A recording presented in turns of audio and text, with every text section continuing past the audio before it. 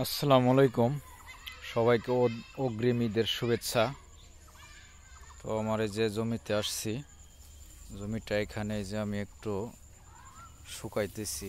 এই যে শ্যাওলা শ্যাওলা জমে গেছে, এই যে তো যে ফেটেও গেছে আর কি। তো এখানে 4 দিন থেকে আমি জমিতে পানি দিই না। আগামী 1 দিন বা 2 দিন দেব না, যেহেতু ফেটে গেছে। তো এটা হলো ধানের জাত, হলো আপনার হলো 101। আর ওই যে ওই পাশে ওই যে ভুট্টা ক্ষেতের সাথে দেখা যাচ্ছে উঁচু উঁচু, ওইখানে আছে 16 শতক জমি। ওইখানে আপনার হলো 102, আর এটা হলো 101 এখানে এই পাশে।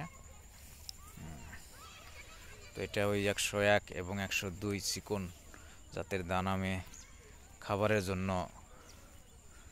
চাষ করতেছি। এই জমিগুলোতে এর আগে গত 2 বছর ভুট্টা লাগানো হয়েছিল। ওই যে পাশে দেখতেছেন ভুট্টা লাগাইছে। তো আসলে নিজের চাষের জমি এই যে পাশে ভুট্টা লাগাইছে। তো আসলে ধান খাবারের জন্য চাষ করাই উত্তম। আসলে কিনে ধান খাওয়াটা ওটা আসলে নিজের মন মতো হয় না। বাত